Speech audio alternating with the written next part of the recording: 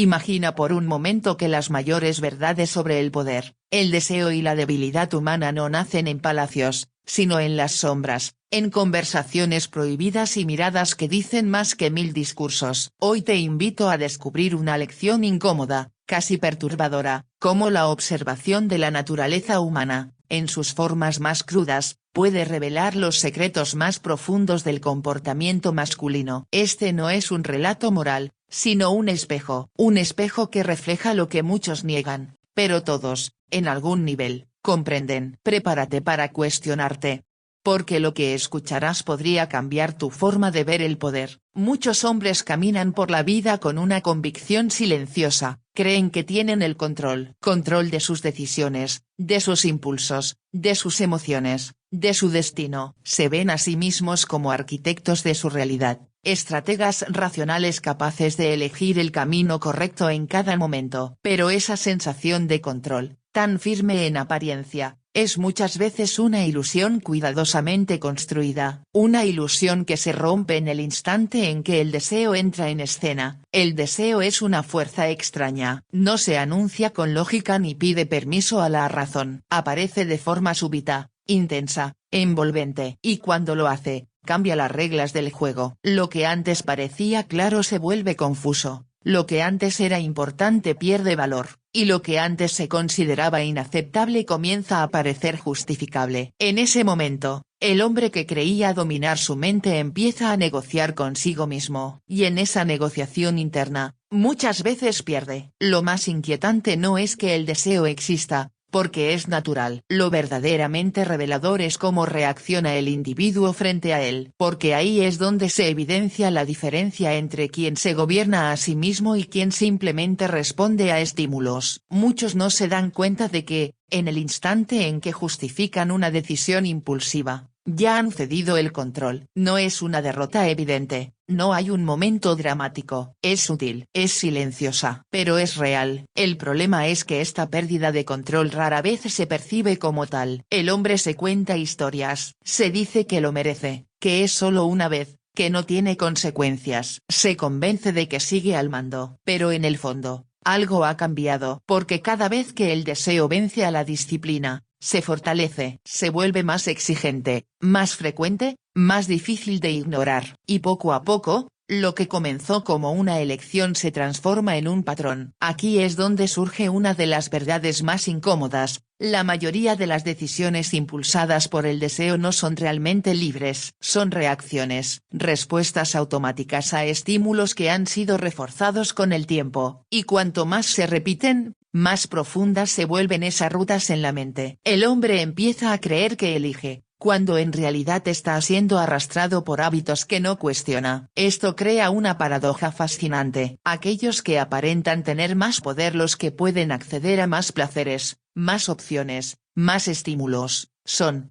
muchas veces, los más expuestos a perder el control. Porque el exceso no fortalece la voluntad, la debilita. Cuando todo está al alcance, la resistencia se vuelve innecesaria, y lo que no se ejercita, se atrofia. Así, el hombre rodeado de oportunidades termina siendo esclavo de ellas. Y no se trata solo de decisiones grandes o visibles. El verdadero desgaste ocurre en lo cotidiano, en esos pequeños momentos en los que se elige lo fácil en lugar de lo correcto, en esas ocasiones en las que se cede sin luchar. Cada una de esas elecciones parece insignificante por sí sola, pero juntas construyen una identidad que puede estar basada en la disciplina o en la rendición constante. Hay algo profundamente humano en esto. Nadie está completamente libre del deseo, nadie es inmune a la tentación. Pero lo que define a una persona no es la ausencia de impulsos, sino la forma en que los enfrenta. Porque el deseo, cuando no se cuestiona, se convierte en un amo exigente. Siempre quiere más, nunca se conforma. Y lo que ayer parecía suficiente, hoy ya no lo es. Con el tiempo, esta dinámica tiene un efecto acumulativo. La mente se acostumbra a buscar gratificación inmediata. La paciencia se reduce, la tolerancia a la incomodidad desaparece. Y entonces, cuando se requiere esfuerzo, enfoque o sacrificio, el individuo se encuentra sin las herramientas internas necesarias. No porque no sea capaz, sino porque ha dejado de entrenar esa capacidad. Lo más irónico es que, desde fuera, puede parecer que todo está bajo control. El hombre sigue funcionando, sigue tomando decisiones, sigue avanzando. Pero internamente, hay una dependencia creciente, una necesidad constante de estímulo, de validación, de satisfacción. Y esa necesidad es una forma de vulnerabilidad. Porque todo aquello que uno necesita de manera compulsiva, puede ser utilizado para influir, manipular o desestabilizar. En este punto, la ilusión del control se vuelve peligrosa porque impide ver la realidad. Si alguien cree que está al mando, no siente la necesidad de cambiar. No cuestiona sus hábitos, no analiza sus patrones, no reconoce sus debilidades. Y lo que no se reconoce, no se puede transformar. Así,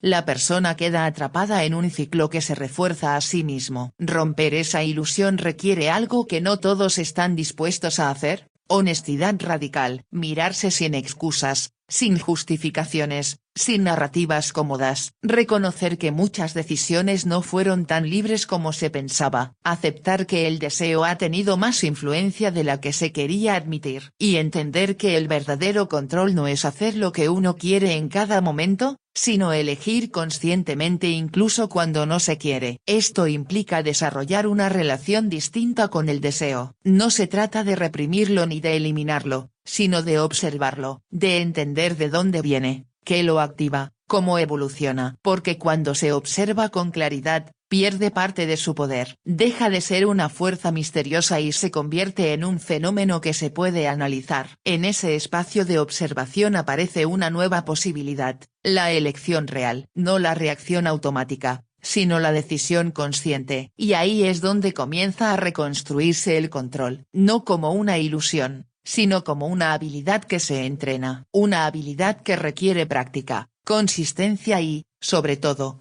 incomodidad. Porque dominarse a uno mismo no es cómodo. Va en contra de muchos impulsos naturales. Exige decir no cuando todo dentro pide sí. Exige posponer gratificaciones, tolerar frustraciones, mantener el rumbo incluso cuando la motivación desaparece. Pero precisamente por eso, es tan poderoso. Porque cada vez que se elige la disciplina sobre el impulso, se fortalece algo interno que no depende de las circunstancias. Con el tiempo, esa fortaleza se vuelve evidente. El individuo deja de ser reactivo. Ya no responde automáticamente a cada estímulo. Tiene espacio entre el impulso y la acción. Y en ese espacio, reside el verdadero poder. Un poder que no se ve, pero se siente. Que no se impone, pero se respeta. La ilusión del control, entonces, se transforma en algo más sólido. Ya no es una creencia superficial, sino una capacidad real. Pero para llegar ahí, primero hay que atravesar la incomodidad de reconocer que, en muchos aspectos, nunca se tuvo tanto control como se pensaba. Y esa es, quizás, la lección más difícil de aceptar. Porque desafía el ego, cuestiona la identidad, obliga a replantear lo que uno cree saber sobre sí mismo. Pero también es una puerta, una oportunidad de construir algo más auténtico, más estable, más libre. Al final, el deseo no es el enemigo, es un indicador. Muestra dónde están las debilidades, dónde falta trabajo interno, dónde hay patrones no resueltos. Y si se interpreta correctamente, puede convertirse en una herramienta de crecimiento en lugar de una fuente de pérdida de control. Pero eso solo ocurre cuando se deja de ignorarlo y se empieza a entenderlo. Cuando se deja de justificar y se empieza a cuestionar. Cuando se deja de reaccionar y se empieza a elegir. Porque el verdadero control no se demuestra en ausencia de tentación, sino en la capacidad de mantenerse firme en su presencia. Y ese tipo de control no es una ilusión, es una conquista. El deseo siempre parece simple al inicio. Se presenta como una invitación inocente, casi inofensiva. Una promesa de placer, de alivio, de satisfacción inmediata. No grita, no exige, no amenaza, solo susurra. Y en ese susurro, convence al hombre de que no hay peligro, de que todo está bajo control, de que puede acercarse sin consecuencias. Pero lo que no se percibe en ese primer instante es que el deseo nunca viene solo. Siempre trae consigo un precio. Ese precio no siempre es evidente. No se muestra de inmediato, no aparece en forma de pérdida clara o castigo directo. Es más sutil, más progresivo. Se paga en pequeñas fracciones, casi imperceptibles, que se acumulan con el tiempo. Y ahí radica su verdadera fuerza. en que rara vez se siente como un intercambio, parece una ganancia, cuando en realidad es una transferencia silenciosa. Uno de los primeros pagos que exige el deseo es la atención. La mente comienza a girar alrededor de aquello que lo provoca. Se repite, se anticipa, se imagina. Lo que antes ocupaba ese espacio mental pierde prioridad. Las metas, los planes, las responsabilidades. Todo empieza a desvanecerse ligeramente frente a la intensidad de esa nueva fijación. Y aunque el hombre aún cree que tiene control, su enfoque ya ha sido alterado. La atención es un recurso limitado. Cada pensamiento dedicado a una gratificación inmediata es energía que no se invierte en algo más significativo. Y cuando este patrón se repite, la mente se entrena para buscar constantemente estímulos rápidos en lugar de procesos profundos. La concentración se debilita, la paciencia se erosiona, y sin darse cuenta, el individuo empieza a perder la capacidad de sostener esfuerzos prolongados. Luego viene un segundo costo, la claridad. El deseo tiene una manera particular de distorsionar la percepción. Hace que lo cercano parezca más importante que lo distante, que lo inmediato supere a lo duradero. Bajo su influencia, el juicio se vuelve flexible. Lo que antes era una línea clara se convierte en una zona gris. Y en esa zona gris, las decisiones se justifican con facilidad. El hombre empieza a negociar consigo mismo. Crea argumentos que le permiten actuar sin sentir conflicto. Se dice que es temporal, que no es tan grave, que puede manejarlo. Pero cada justificación es una concesión. Cada concesión debilita un poco más la estructura interna que sostiene la disciplina. Y lo que parecía una excepción comienza a convertirse en una regla. Hay algo profundamente engañoso en este proceso, porque mientras ocurre,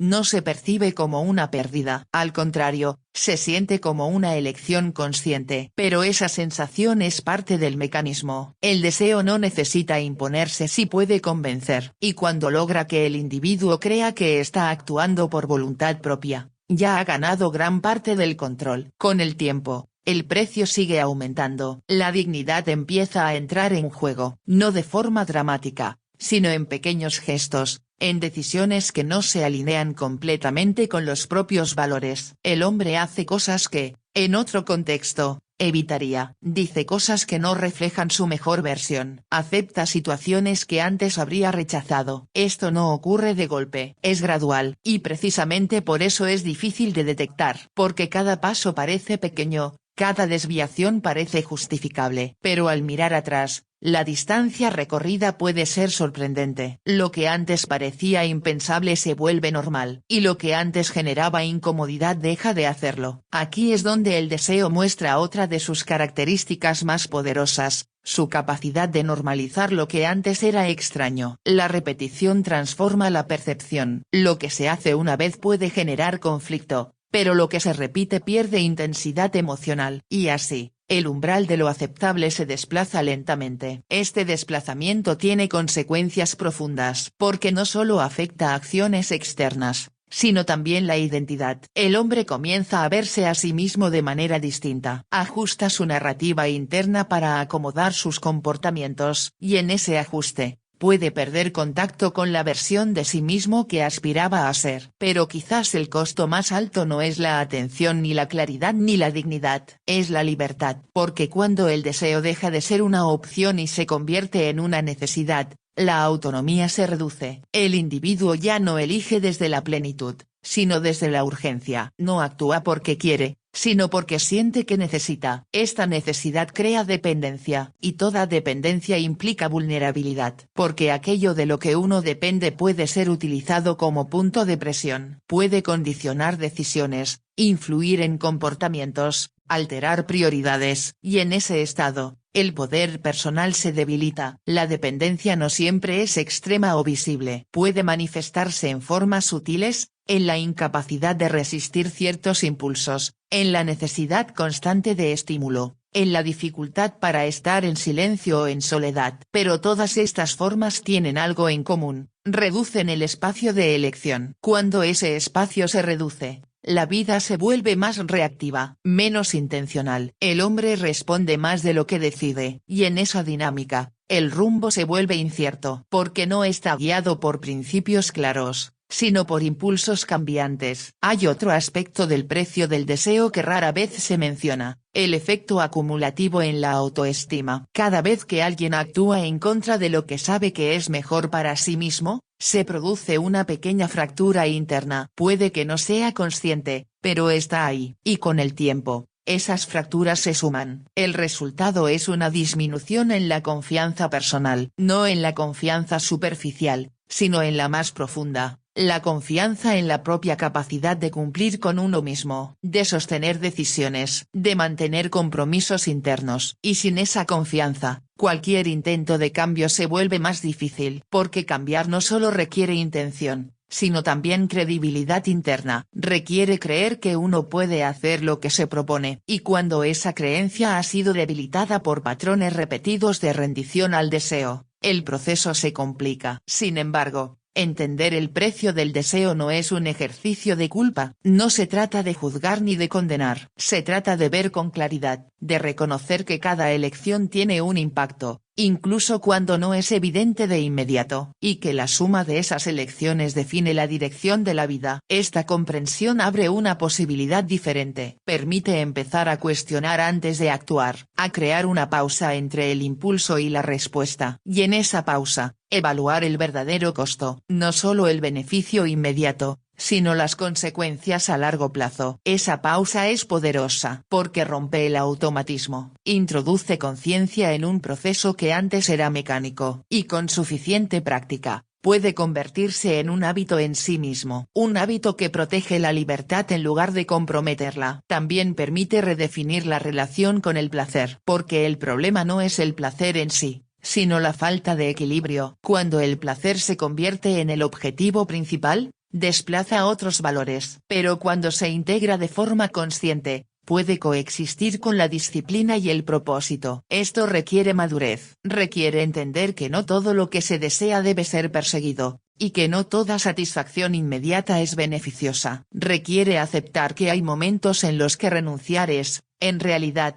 ganar. Y aquí aparece una idea fundamental: el verdadero costo del deseo no es lo que se pierde externamente, sino lo que se compromete internamente. Es la calidad de la atención, la claridad de la mente, la coherencia con los propios valores, la libertad de elegir sin compulsión. Cuando estos elementos se ven afectados, el impacto se extiende a todas las áreas de la vida. No es un problema aislado, es un patrón que influye en decisiones, relaciones, oportunidades. Y por eso, entenderlo es tan importante. Porque una vez que se ve con claridad, ya no es posible ignorarlo del todo. Puede que el deseo siga apareciendo, puede que la tentación siga siendo fuerte, pero hay una conciencia que antes no estaba. Y esa conciencia cambia el juego. Permite elegir de manera diferente, no siempre, no perfectamente, pero con mayor intención. Y cada elección consciente es un paso en dirección contraria al patrón automático. Es una forma de recuperar lo que se había cedido. El precio del deseo, entonces, deja de ser una condena inevitable y se convierte en una variable que se puede gestionar. No se elimina, pero se entiende. Y al entenderlo, se puede decidir cuándo vale la pena pagarlo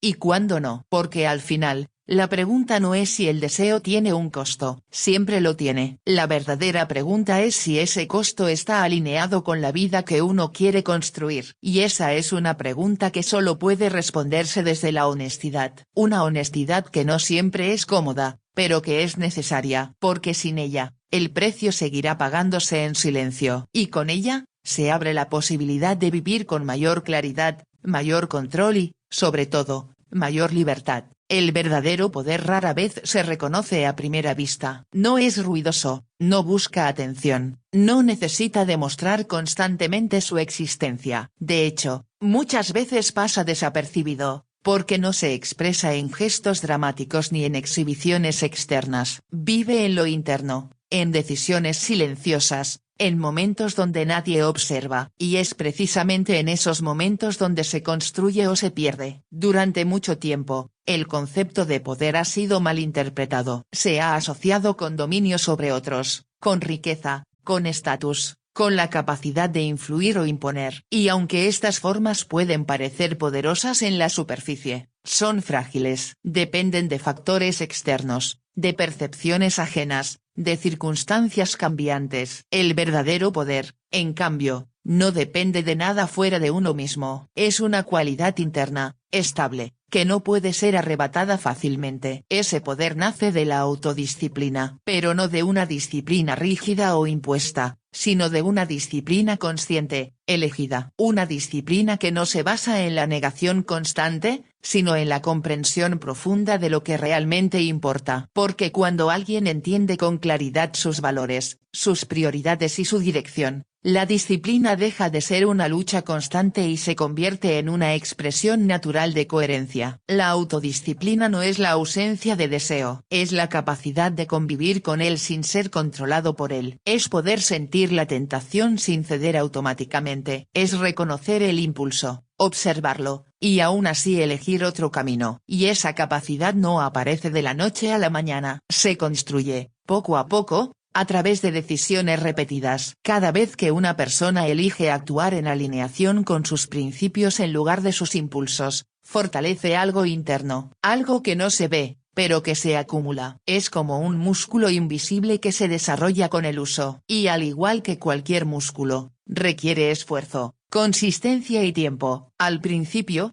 este proceso puede sentirse incómodo, incluso frustrante, porque implica ir en contra de hábitos arraigados, de patrones automáticos, de recompensas inmediatas. Implica renunciar a lo fácil en favor de lo correcto, y eso no siempre es agradable. Pero es precisamente esa incomodidad la que indica que algo está cambiando. Con el tiempo, lo que antes requería un gran esfuerzo comienza a volverse más natural. La resistencia inicial disminuye, la mente se adapta, y lo que antes era una lucha constante se convierte en una elección más clara. No porque el deseo haya desaparecido, sino porque ha perdido parte de su poder. Aquí es donde aparece otro componente esencial del verdadero poder, la claridad mental. Una mente clara no es aquella que no tiene pensamientos, sino aquella que no está dominada por ellos. Es una mente que puede observar sin reaccionar inmediatamente, que puede analizar sin distorsionar, que puede decidir sin estar nublada por impulsos momentáneos. La claridad mental permite ver más allá del presente inmediato, permite considerar las consecuencias, evaluar las opciones, entender el contexto. Y en un mundo lleno de estímulos constantes, esta capacidad se vuelve cada vez más valiosa. Porque quien tiene claridad, tiene ventaja. Pero la claridad no surge por accidente. Es el resultado de una mente que no está saturada, que no está constantemente buscando gratificación, que ha aprendido a tolerar el silencio. Y eso requiere práctica. Requiere momentos de pausa, de reflexión, de desconexión del ruido externo. Cuando la mente está clara y la disciplina está presente, surge una tercera cualidad, la capacidad de decir no. Y aunque pueda parecer simple,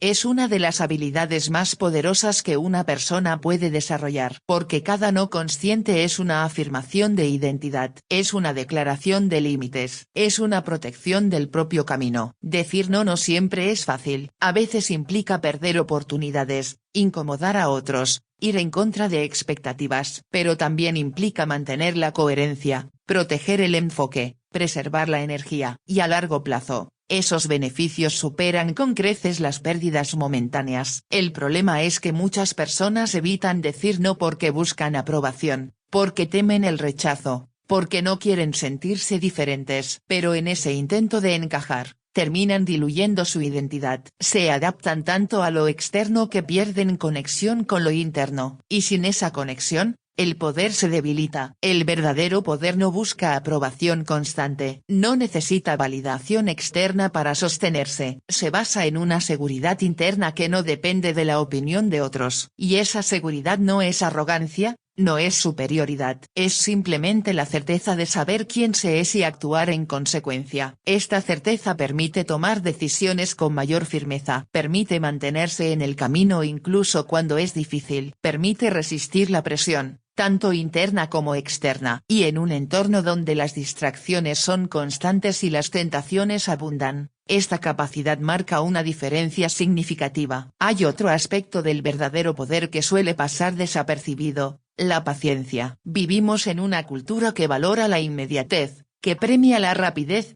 que busca resultados instantáneos. Pero el poder real no se construye de esa manera. Requiere tiempo, requiere procesos, requiere constancia. La paciencia es la capacidad de sostener el esfuerzo sin ver resultados inmediatos. Es confiar en el proceso incluso cuando no hay evidencia visible de progreso. Y eso no es fácil, porque la mente busca recompensas, busca señales, busca confirmación. Pero cuando alguien desarrolla paciencia, deja de depender de esas señales. Empieza a actuar desde la convicción, no desde la reacción, desde la visión, no desde la urgencia. Y eso le permite construir algo más sólido, más duradero. Porque no está tomando atajos, no está buscando soluciones rápidas. Está invirtiendo en un crecimiento real. Este tipo de poder también implica responsabilidad. Porque cuando alguien tiene control sobre sí mismo, ya no puede culpar constantemente a las circunstancias. Ya no puede justificar sus acciones en factores externos. Tiene que asumir que sus decisiones son suyas. Y esa responsabilidad puede ser pesada, pero también es liberadora. Porque cuando se asume la responsabilidad, se recupera el control. Se deja de ser víctima de las circunstancias y se empieza a ser protagonista de la propia vida. Y ese cambio de perspectiva transforma todo. Cambia la forma de ver los problemas, las oportunidades, los desafíos. El verdadero poder no elimina las dificultades, no hace la vida más fácil en términos externos, pero cambia la forma en que se enfrentan. Permite responder en lugar de reaccionar. Permite mantener la estabilidad incluso en medio del caos. Y esa estabilidad es una de las cualidades más valiosas que alguien puede tener. Además, este poder no es algo que se alcanza y se mantiene automáticamente. Requiere mantenimiento, requiere atención constante. Porque los hábitos pueden debilitarse, la disciplina puede relajarse, la claridad puede nublarse. Y por eso, es importante seguir practicando, seguir eligiendo, seguir ajustando. Pero a diferencia de la ilusión del control o del ciclo del deseo, este proceso es consciente. No ocurre por inercia, sino por intención. Y eso lo hace mucho más sólido, mucho más confiable, mucho más real. Con el tiempo, este tipo de poder se vuelve evidente, no por lo que se dice, sino por lo que se hace. Por la consistencia, por la coherencia, por la forma en que alguien se comporta incluso cuando nadie lo observa. Y esa consistencia genera respeto, no un respeto impuesto, sino uno que surge naturalmente. Porque las personas perciben cuando alguien está alineado consigo mismo. Perciben cuando hay integridad, cuando hay firmeza, cuando hay autenticidad. Y aunque no siempre puedan explicarlo, lo sienten. Y eso tiene un impacto. Pero más allá de cómo lo perciben los demás, lo más importante es cómo lo vive la propia persona. Porque el verdadero poder no es solo una herramienta externa, es una experiencia interna. Es la sensación de estar en control de uno mismo, de no ser arrastrado por cada impulso, de poder elegir con claridad. Esa sensación es profundamente liberadora, porque elimina la dependencia de factores externos para sentirse bien. No se necesita una validación constante, ni una estimulación continua, ni una gratificación inmediata. Hay una estabilidad interna que no fluctúa con cada circunstancia. Y desde esa estabilidad, la vida se experimenta de manera diferente, con más presencia, más intención, más profundidad. Las decisiones se vuelven más conscientes, las relaciones más auténticas, las metas más claras. Al final, el verdadero poder no se trata de convertirse en alguien perfecto, sin deseos ni debilidades. Se trata de conocerse lo suficiente como para no ser controlado por ellas. Se trata de aceptar la naturaleza humana, pero no rendirse ante ella. Se trata de elegir, una y otra vez, el camino que construye en lugar de destruir. Y esa elección, repetida a lo largo del tiempo, crea algo que no puede ser fácilmente quebrado. Una fortaleza interna que no depende del entorno. Una claridad que no se disuelve con la presión. Una disciplina que no se derrumba ante la tentación. Ese es el tipo de poder que transforma vidas. No de manera inmediata, no de forma espectacular, pero sí de manera profunda y duradera. Un poder que no necesita ser visto para existir, pero que se refleja en cada aspecto de la vida. Y cuando alguien alcanza ese nivel de control interno, Algo cambia de forma irreversible, ya no se conforma con menos, ya no se deja llevar tan fácilmente, ya no se pierde en lo superficial, porque ha probado lo que significa estar realmente en control, y una vez que se experimenta eso, es muy difícil volver atrás.